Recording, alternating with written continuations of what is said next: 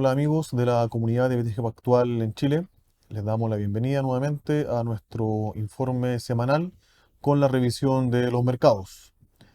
Como es tradición, empecemos revisando lo que pasó la semana anterior.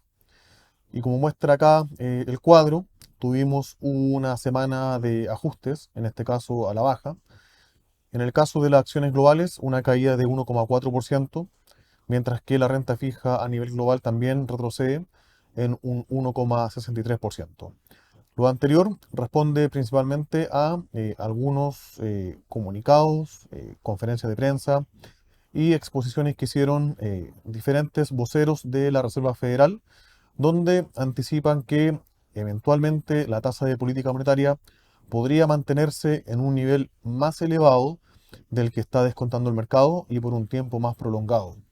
Esto lleva a apagar de alguna forma el rally que hemos visto durante el inicio del año y también una mayor caída en las acciones del sector tecnológico, junto con un aumento en las tasas de interés.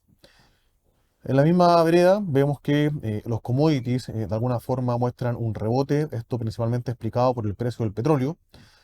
Estamos viendo que las sanciones que se aplican por parte de Occidente a Rusia tienen una respuesta. Rusia rebaja su proyección de producción de crudo. Esto hace rebotar al petróleo y vemos que los commodities terminan con una semana positiva. Y este tono de riesgo adicional en el mercado vuelve a apreciar al dólar, que luego de varias semanas consecutivas de caída está mostrando algo de estabilidad y termina rebotando un 0,69%. En la dinámica y plano local vemos que el IPSA se descorrelaciona del mercado internacional. Las acciones en Chile tienen un rebote de 1,47%, lideradas principalmente por las acciones de vapores, que reaccionan de forma bastante positiva ante el anuncio de dividendos por parte de Hapag-Lloyd, su principal activo. También las acciones de menor tamaño, las small cap, siguen liderando el carro de rentabilidad en lo que va del año. Sin embargo, la renta fija en Chile no está ajena al desempeño de lo que pasó en el resto de los mercados a nivel internacional, a lo cual se suman las minutas del Banco Central, donde vamos a ver más adelante, se muestra un escenario que eventualmente también sería algo más restrictivo en relación a lo que espera el mercado y también una eventual rebaja de tasa de interés que sería más tardía de lo que estaba implícito en la curva swap local.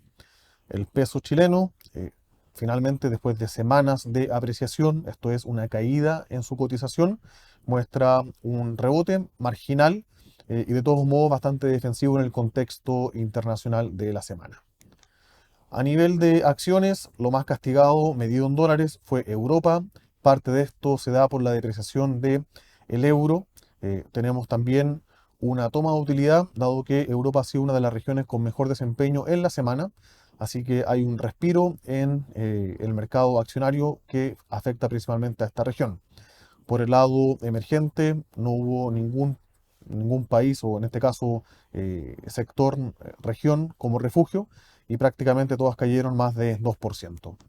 Por el lado de la renta fija, con un aumento tanto en las tasas bases como algo de ampliación en los spreads, vemos que el mercado desarrollado, investment grade y high yield caen más de un 1,5%, mientras que el desempeño de los mercados emergentes en los bonos es similar a lo que vimos en las acciones, con un retroceso en Latinoamérica de 2,7%. En monedas, ya habíamos comentado la recuperación que tuvo el dólar frente a sus pares desarrollados. En la parte emergente sigue el peso colombiano siendo bastante afectado y el peso mexicano beneficiándose de alguna forma de los flujos de entrada a ese país, sobre todo con esta dinámica y tendencia de cambio desde Asia hacia el continente o la parte de Norteamérica, principalmente en México.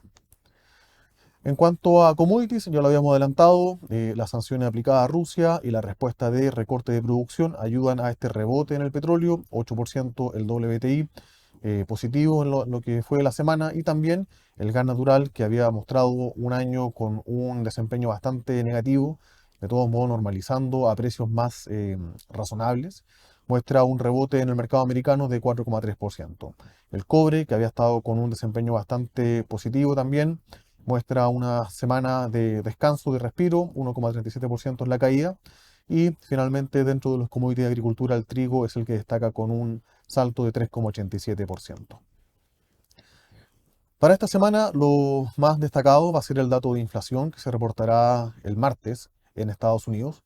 Se espera un dato que en el agregado sea de 0,5% de incremento mensual para el mes de enero. Como podemos apreciar en este gráfico, la línea azul oscura nos muestra la inflación al consumidor, lo que se denomina el CPI, que ya alcanzó un pic a fines del año pasado y que eventualmente se espera que siga normalizando en lo que queda de este año. Sin embargo, también vemos que presiones de corto plazo, como por ejemplo la reapertura en China y también este rebote que se ha dado en los commodities, podría de alguna forma poner presión marginal en la inflación de los próximos meses. Sin embargo, la tendencia de mediano plazo sigue siendo a la baja.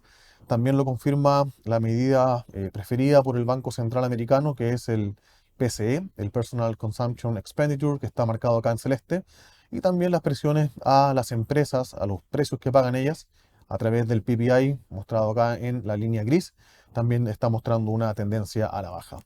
Tendencia que también vemos en el caso de Latinoamérica, prácticamente en todos los países que componen la región, y que se ha visto una excepción en el caso de Colombia, que es la línea roja que está en este gráfico, también perjudicado por una depreciación significativa que ha sufrido su moneda. Y hablando de los países emergentes y en particular de Chile, tenemos que la semana pasada, en las minutas de la reunión de política monetaria del último Consejo del Banco Central en Chile, se abordaron diferentes temas. Primero, se hace una revisión relativa a lo que está implícito hoy o en ese momento en la curva de derivados de tasas en Chile, lo cual uno podría despejar lo que el mercado está esperando para el actuar de política monetaria del Banco Central y que ubicaba el primer recorte desde 11,25% para el mes de abril. ¿Ya? Algo que, bueno, nosotros BTG, al menos nuestro equipo macro, eh, no está en consenso, espera que sea, o esperaba, y espera aún que sea más cercano a mayo o junio. Adicionalmente, se refiere a la inflación, que si bien se reconoce que hay una moderación, y esto es a nivel de consenso, también hay una preocupación de que su nivel sigue siendo muy elevado. Y para eso se revisan diferentes subpartidas de la inflación, algunas que tienen más persistencia y que obviamente son de un grado de preocupación mayor por parte del Banco Central. También se aborda la apreciación significativa y rápida que ha tenido el peso chileno en la última semana. Por una parte, se aborda el problema de el mejoramiento del déficit de cuenta corriente, que puede tener un tipo de cambio más débil, pero por otro lado también los beneficios que tendría una moneda más apreciada en evitar tener una inflación o persistencia de inflación importada en el corto plazo.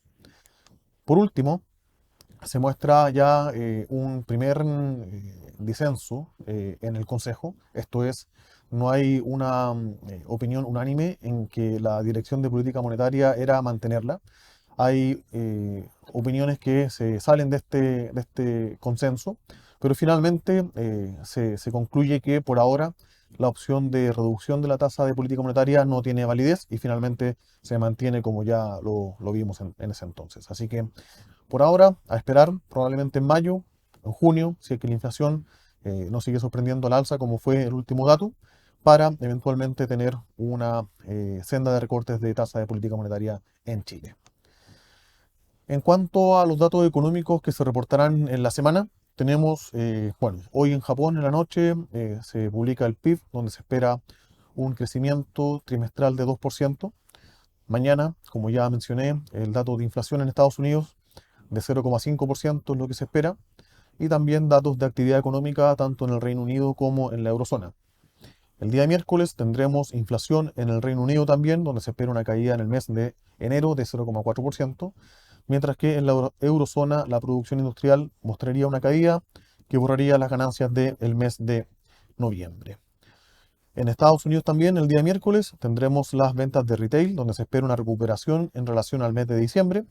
Se espera un crecimiento de 2%, al igual que la producción industrial, que borraría parte de las pérdidas del mes de diciembre, creciendo un 0,5%.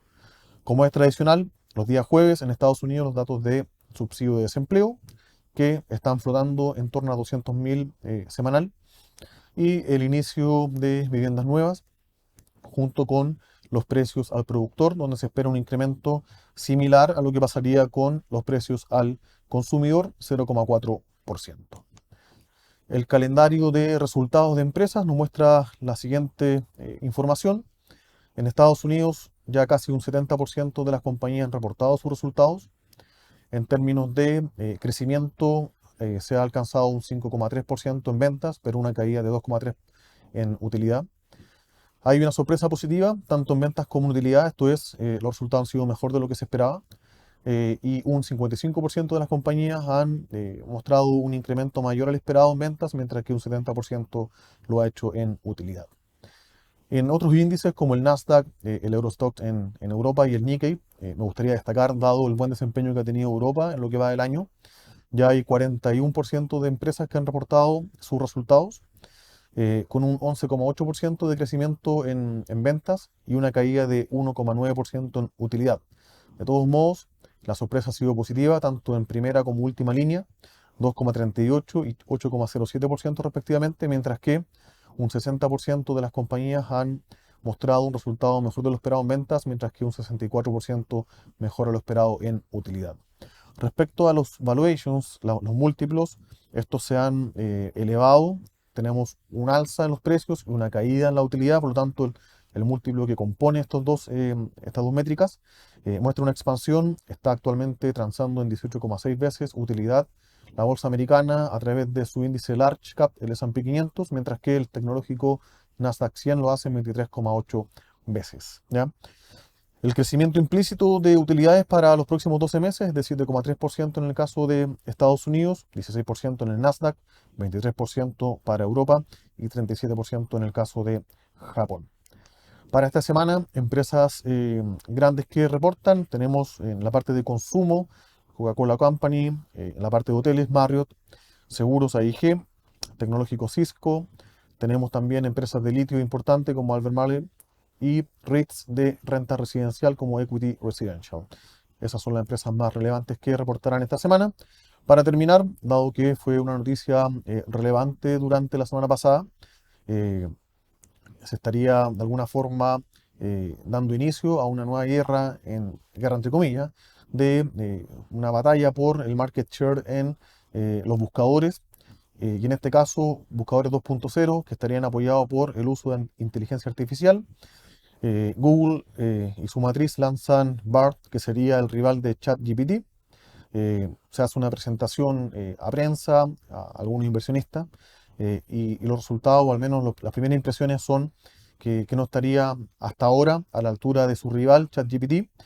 Y no solo eso, sino que el avance que ha tenido Microsoft en la integración de esta tecnología dentro de sus principales aplicaciones y buscadores le estaría dando una ventaja por ahora. El desempeño relativo en la semana de Google versus Microsoft fue, cae Google 9,85%, sube Microsoft 1,84%, así que la diferencia de casi 12% estaría implícito que el mercado estaría dando por ganador inicial a Microsoft en esta nueva batalla por los ingresos de, eventualmente, relacionados a los buscadores, que en el caso de Google son cuantiosos, ¿ya? Casi ya 200 mil millones de dólares se reportan de ingresos provenientes de los buscadores y su ecosistema relacionado. Eso es para esta semana. Obviamente queda la invitación para revisar nuestros reportes, atender nuestros webinars y nos encontraremos el próximo lunes revisando nuevamente lo que pasó en la semana en este video weekly de mercados. Muchas gracias.